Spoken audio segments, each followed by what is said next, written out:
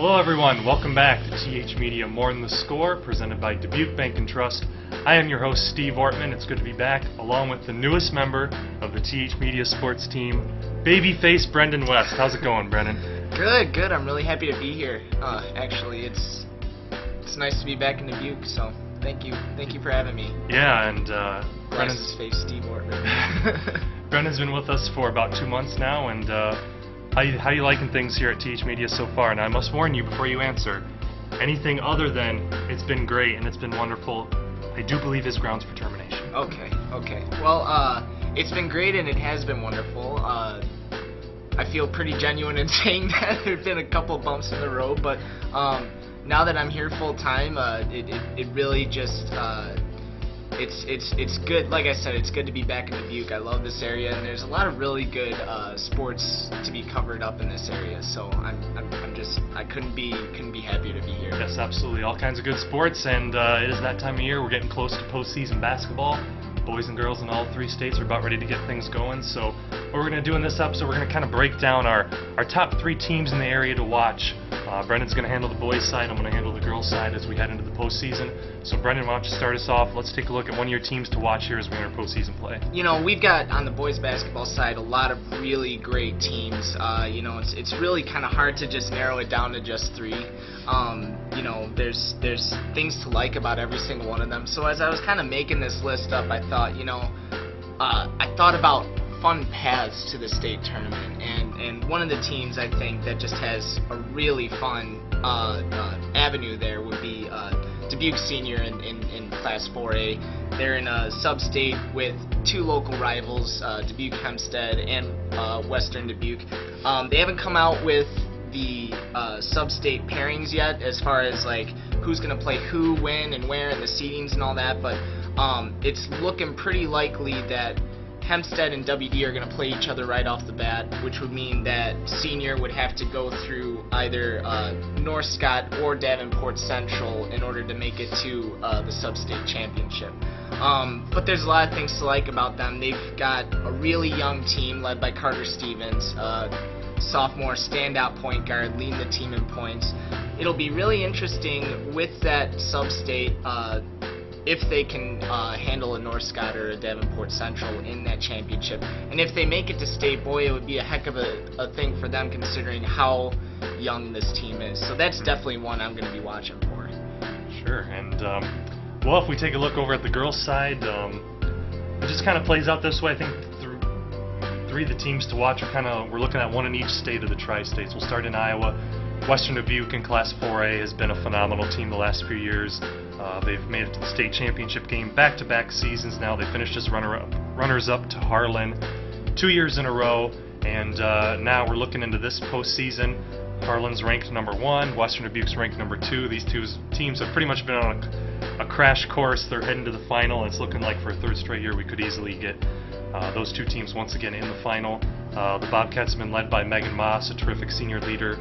This season she became the program's all-time leading scorer. So lots to like with the Bobcats, and it'll be very interesting to see if we get that rematch with Harlan. Back to the boys' side, who else you got? In Class 3A, we've of course got Dubuque, Wahlert, and everything.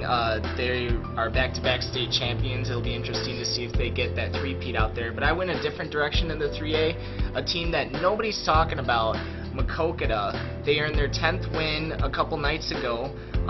They've got 3 players on the team that are scoring in double digits. We're talking about John Ernst, Adam Kinraid, and Skylar Bronson. It'll be really interesting to see if Maquoketa can actually crack through and make it to state.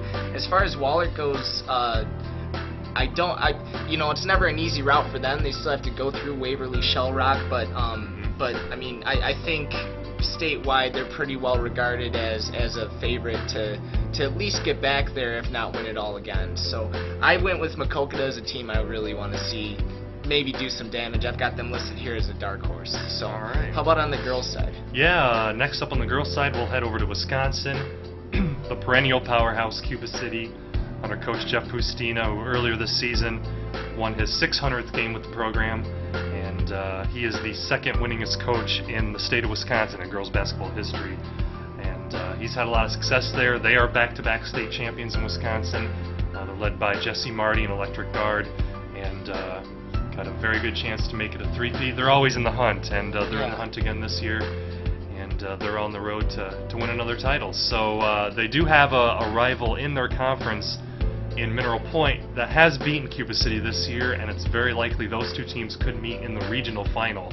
So an interesting road for the Cubans. We'll see how that matchup goes. It'll be a really exciting atmosphere if Cuba City or Mineral Point meet up again. The Cubans had a very impressive 61-game winning streak that came to an end at the hand of the Pointers. So they meet actually in the final regular season game in Cuba City, and then it's very likely that they will meet again in the regional finals. So that'll be an interesting road up in Wisconsin. What do you got for your final team on the boys' side? It's actually kind of funny that you mentioned legendary coaches like the one up there in Cuba City. Legendary. Yeah. Legendary coaches. Yes. Because we've got one in the 2A, Al Marshall. He's never won a state title, but the Cascade Cougars are 15-1. They're a team that I think if they were able to go all the way, it would just be one heck of a sweet story to cover. Al Marshall, he's been the only public school coach in Cascade history, and Cascade's only lost one game. That was to Rank Northeast at their place a couple weeks ago. Since then, they've just been on a tear. They'll likely play Dyersville-Beckman in their district crossover with a chance to go to state. That's another fun game that I'd be looking forward to covering. So it'll just be interesting to see if Cascade can finally pull it off, because Al Marshall certainly deserves it. Yeah, when you think of Cascade boys basketball and Al Marshall, that would be a perfect story you'd love to see with all he's done with that program. But it's really just kind of stunning that through all these years that they never did break through and win a title. Yeah, I mean the book on them is they've come close. They've definitely brought plenty of teams to state. They won numerous conference. I mean, it was really funny just listening to all the accolades being listed the last Cascade game I covered, and you really, if you're a Cougars fan, you can definitely appreciate the kind of work that Marshall's done over there. So regardless if they win a state tournament, he's definitely going to be remembered as one of the best in the state. Shifting back over to the girls quickly to end things here, we go over to Illinois. Galena girls basketball has been having another fantastic season. They've won back-to-back regional titles.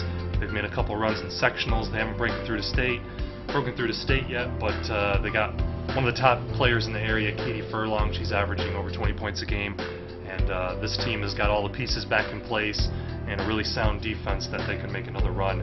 So basically on the girls' side, it's kind of the same old story the past 3 years or so. I mean, these three teams have really, Western Dubuque, Cuba City, and Galena have really been the teams that have made the deepest runs, and they've got all the talent and coaching experience back to do it again this year. So should be an exciting side of basketball on both ends, boys and girls. Yeah, I'm really looking forward to it. It'll be my first basketball postseason, so yeah. Yeah, it's a fun run. So that's going to do it for us for this edition of TH Media More in the Score, presented by Dubuque Bank and Trust. That's Brenden West. I'm Steve Ortman, and we'll see you next time.